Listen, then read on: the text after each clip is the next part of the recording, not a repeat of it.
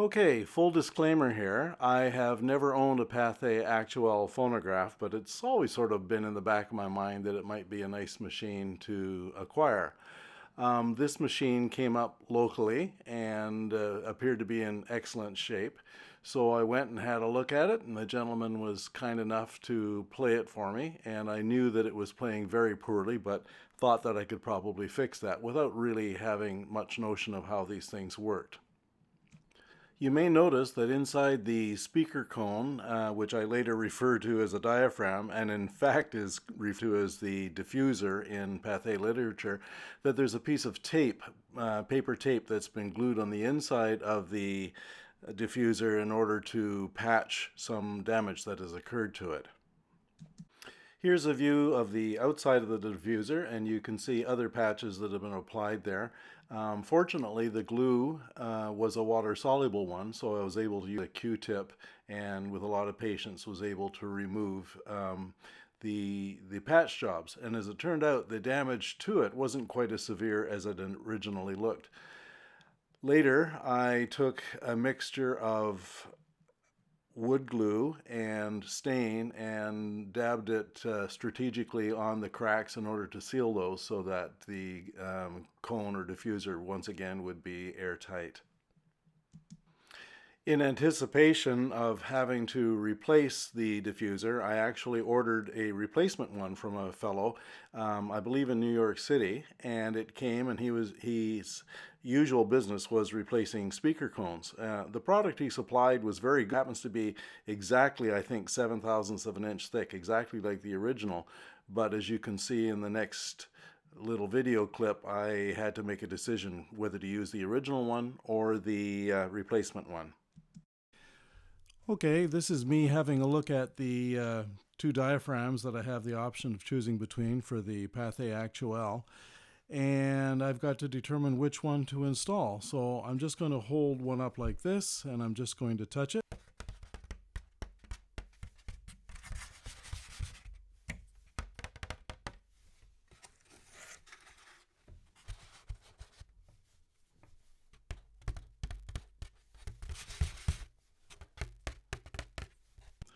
And now the comparison is which one sounds better.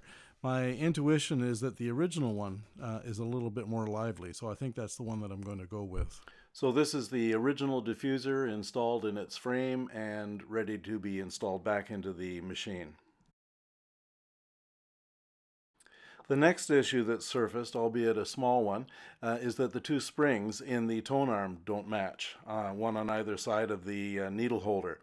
The task then became to wind new springs on the metal lathe, doing some calculations as to the size of the arbor, the size of the piano wire, which I think was a number 19.5 piano wire. It will appear that the two springs are slightly longer than the original, and that is intentional because the end coils of the springs had to be ground flat so as to sit squarely in the recess for them. And because the ends of the springs were tapered to nothing, they were bendable. And so in the original spring, I believe, is likely a little bit shorter than it would have been when it was originally made. So I made them a little bit longer to compensate. Now, in taking a closer look at the tone arm assembly, it became clear to me that there were a couple of pieces that were missing. And what is supposed to happen is that there is a rod or tube that goes through the center of this 1-inch diameter tubular arm and subsequently connects to the center of the diffuser.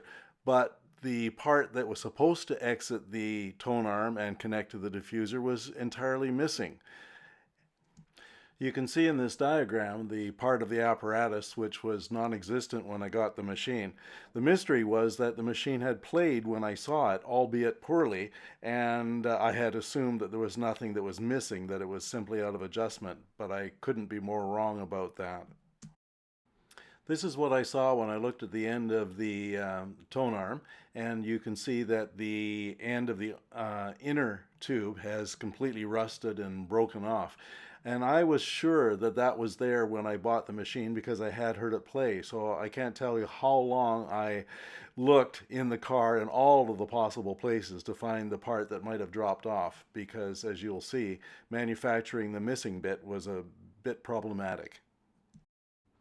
The first thing I do was to identify what the original connector looked like, and luckily a fellow phonograph collector sent me a photo of his unit, and from that I was able to deduce the dimensions of the piece that I was missing. Despite having looked at many sources, I was unable to find a steel tube which would replicate the original, so instead I chose to go with aluminum rod, wishing to keep the weight as light as possible.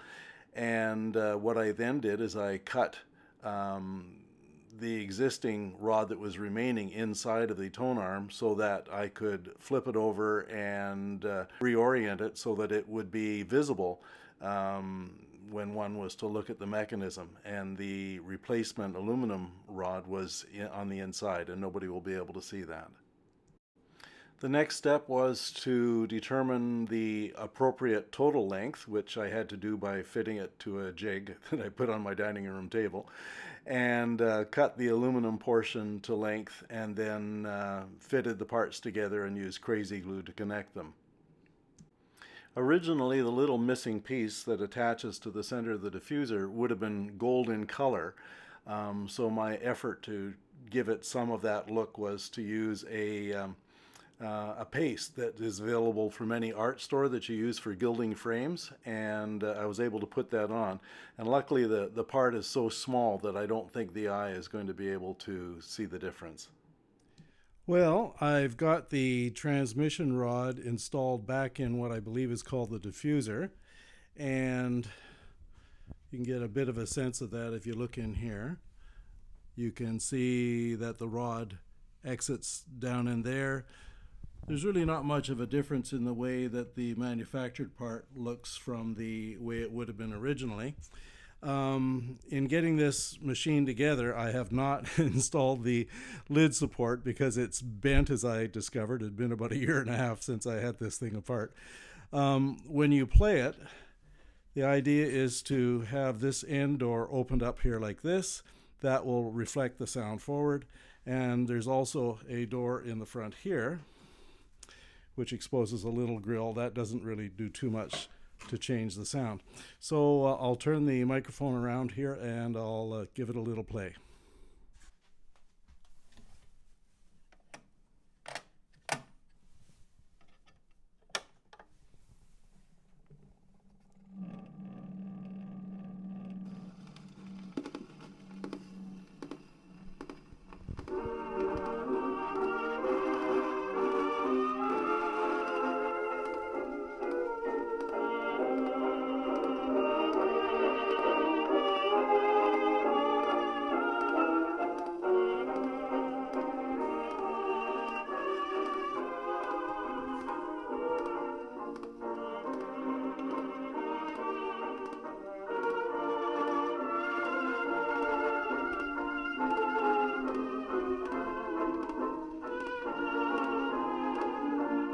There may be sleep if ever sorrow, but here today a